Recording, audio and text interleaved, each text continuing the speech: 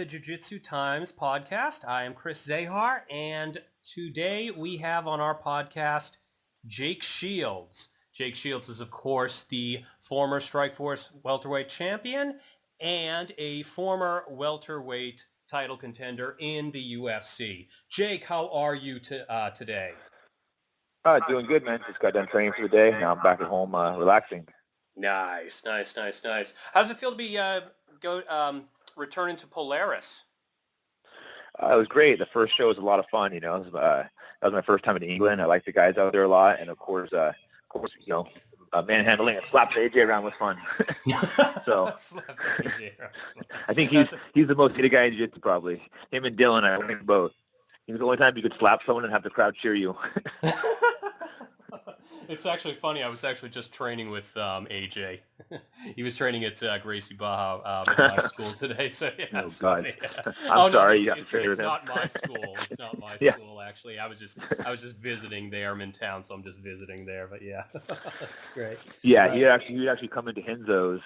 I think when I was training with John, he would show up at the classes despite everyone hating him, and he would but then he would kind of stay in the opposite corner from me, Gary, Gordy, and all those guys. It's what is he doing here? I don't know if he's just so unaware that no one likes him, or just doesn't care, or what. Yeah, I don't know. I don't really know him very well. This is the first time I've ever trained in the same gym with him. So. Yeah. No. Hey. I'm not actually taking sides. If he's good to you, he's good to you. I judge everyone. I think everyone should judge everyone individually. But my experiences with him is oh God, can't stand the guy. I gotcha. Okay. All right. What about your upcoming opponent at Polaris? What are your thoughts on him? Honestly, he's a guy I don't know that much about. I've seen one match of him. I actually should be looking more, but I'm not really a guy that studies my opponents that much. I kind of go out and do what I do. But I think he's strong, talented. He actually moves really good for a big guy. The match I watched, I was really surprised that his movement was really good. I know there's a lot of strong weightlifting stuff. So it's an interesting match. I'm also going up to 205. I usually compete. Well, I usually fight at 170. Grappling compete 85 because I don't like cutting weight for jiu-jitsu.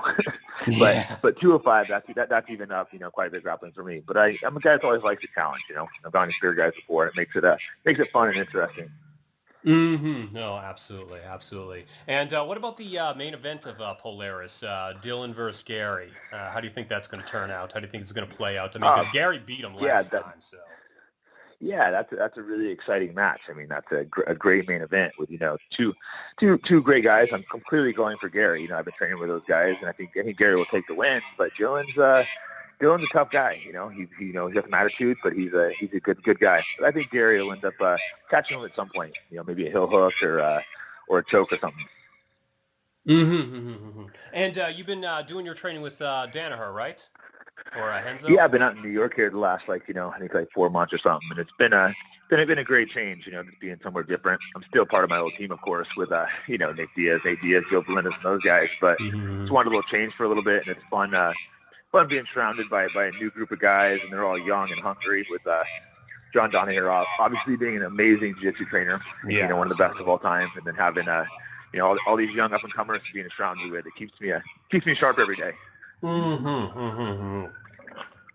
No, absolutely. Now, I mean, you've trained in some really high-level grappling promotions. You've also trained and fought in some real high-level MMA promotions. Which do you typically prefer doing? Do you prefer MMA or do you prefer grappling? That's a tough question because they both have things they offer. Overall, I'm going to say I like jiu-jitsu more. To me, it's just fun. It's low stress. I don't get stressed when I grapple. It's I'm just going out there, not taking it too seriously, not concerned that much if I win or lose. I mean, of course, I want to win, but I'm not putting stress on myself. But the fighting has its advantages too. But there's a lot more stress in the fight because there's a lot more on the line. But you also, you make a lot more money. You get a lot more notoriety and all that. So those are big advantages. But I guess with the money and all that and everything was the same in jiu-jitsu, I'd probably just train that. I got you.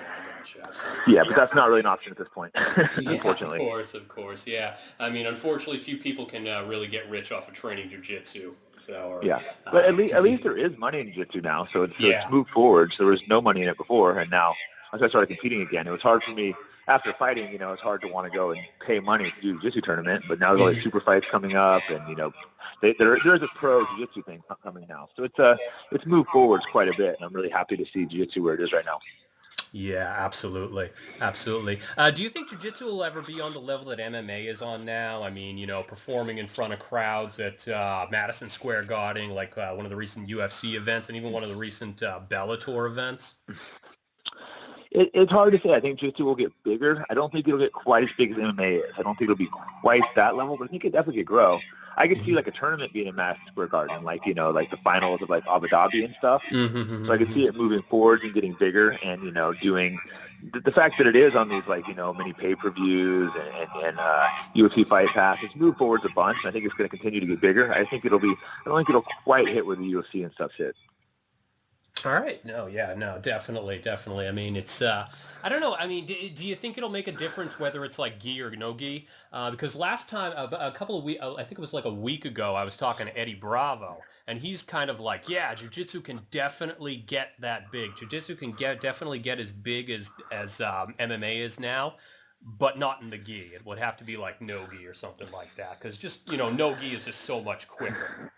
What do you think? Yeah, I think the no gi is a little more exciting to watch and a little quicker pace, especially for the casual fan. So yeah, I think there's more of a market for that. More people probably train with the gi though, so they'll bring in that audience, but it's also a very niche audience. It's hard to cross over to the mainstream with it. Yeah, no, absolutely.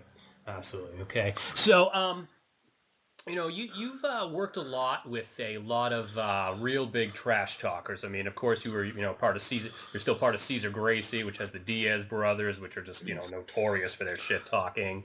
And now you're with Danaher, who's got Gary and Gordon, and they're notorious for shit talking.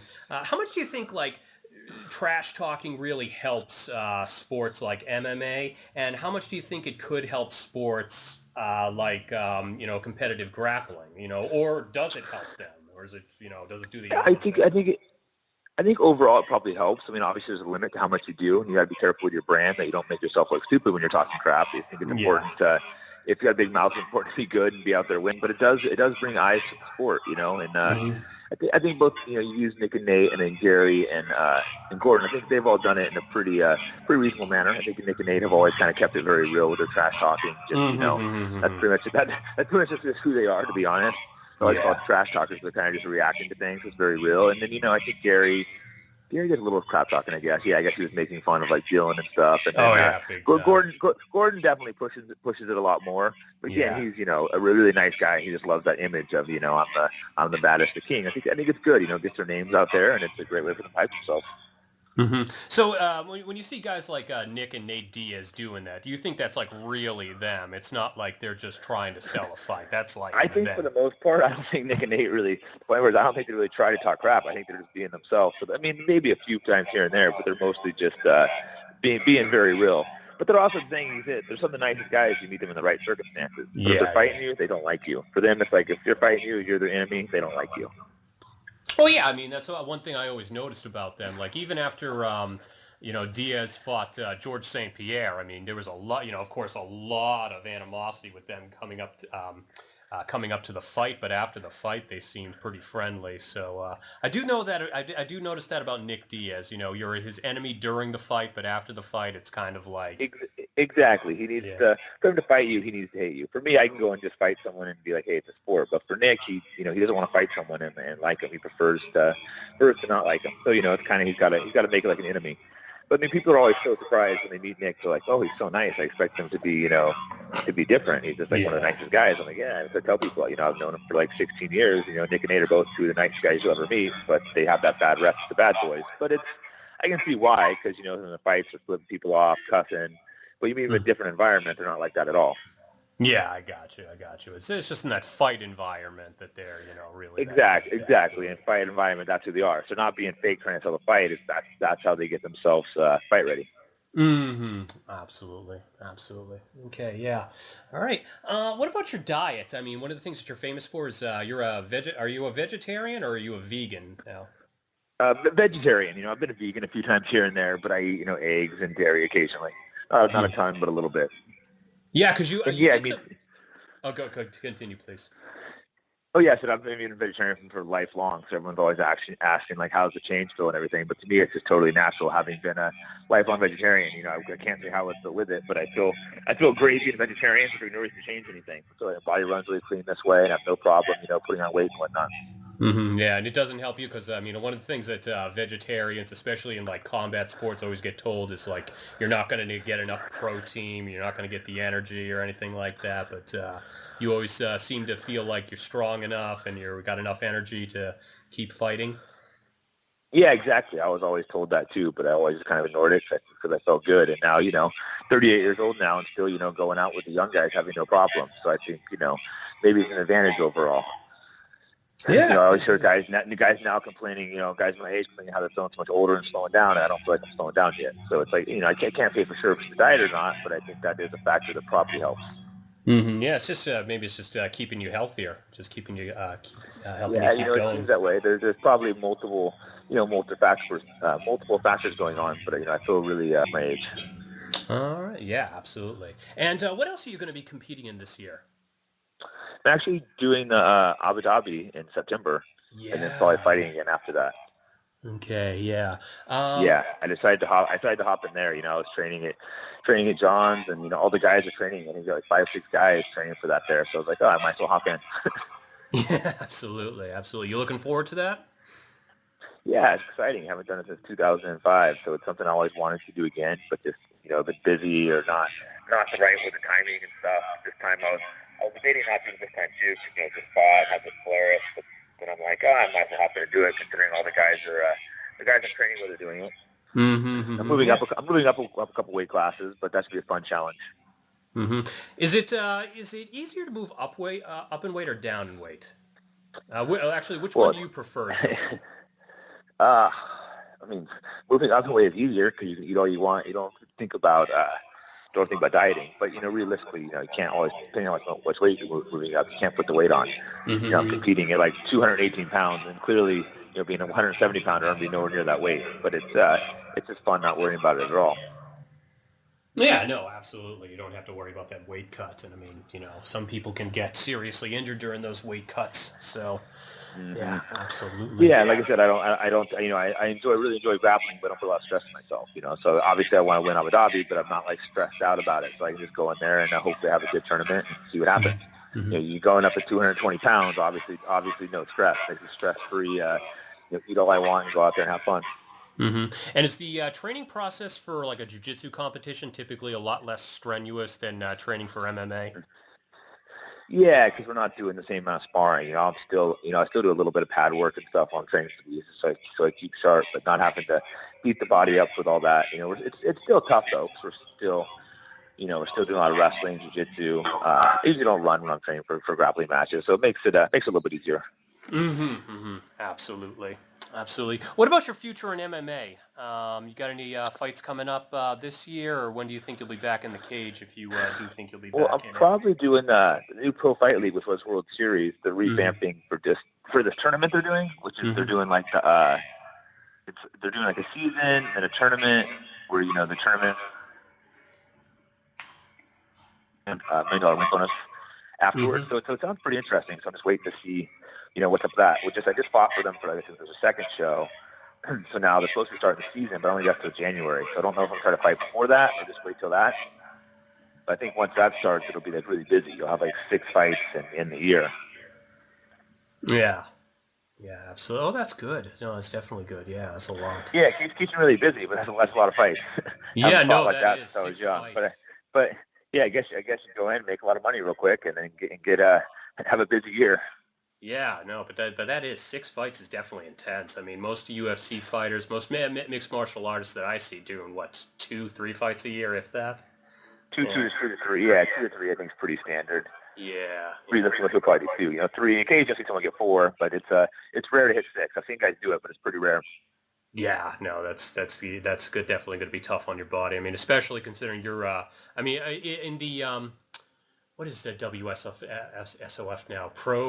I forget what it's Pro Fight League. They changed the name. Pro Fight League. Yeah, they did just change that. Pro Fight League. Are you one of the older fighters in that league? I believe so. I haven't looked over it, but as far as I know, I think so. I'm thinking of the guys that come to my head right now. So you think that'll be pretty hard on you for 6 fights against, maybe some I, guys that are probably... yeah, but I don't know. My body doesn't really seem to get wear out too much. I think I'll be fine. Like I said, just fought last week. So I'm already back into, fought on Saturday and Monday. I was in the gym training for Jiu-Jitsu. So, and then right after this, I'm right into training for Abu Dhabi. So I tend to stay pretty fresh and injury-free. Good. Absolutely. No, absolutely. Okay. What about, for a long time, and to a point this is still true, the UFC is kind of like the dominant mixed martial arts promotion in the world. But recently, we've seen some fighters jump ship from the UFC and go into Bellator. I don't know. Do you think the UFC's dominance in the MMA world might be, kind of coming to an end, maybe in the distant future? Or?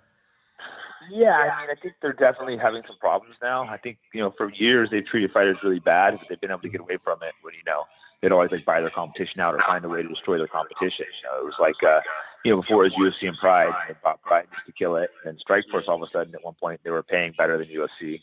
And then, they went in and then instead of getting bitter wars, they bought Strikeforce. But now we're starting to see the same thing again with Bellator stealing fighters. So, and also Pro Fighter League having $1 million tournament and all this, which we've seen possibly more money other places. So it's, I think it's great for the fighters to have these options. And we'll see, if the UFC sites start paying more, if they're going to keep losing fighters. Oh, absolutely. If they got competition, they're going to have to be careful about how they treat their fighters. And yeah, exactly. You gotta start treating people like humans all of a sudden if they have options. You can't just be like, fuck you, or do what you tell you. Exactly. What type of terms do you have with the UFC now? Just with Dana White or anybody else there? Are you on good terms? Not great, not terrible. It is what it is with Dana. He's always out for himself. So it's not like I hate him, but you just know he's not a person that really gives a shit. Doesn't care about anyone but money. Yeah, absolutely. Unfortunately, I think that's a lot of people in his position. They just want that green, huh? Yeah, and he's extra bad about it. Yeah. Okay. All right. Last question today. Nick Diaz, he said that if Conor can hit his brother Nate, Conor can hit Floyd Mayweather.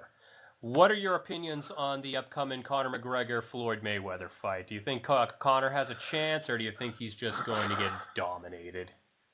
Yeah, well, of course he has a chance. He hits really hard. Yeah, he's a good boxer, but I don't think he's unlikely to win. I think Floyd's just, so much boxing experience in those rules. One of the best defensive boxers, or if not best boxers of all time. Mm-hmm. He is a little older, 40 years old, so, you can't totally count Conor out. But definitely pick Floyd as a strong favorite.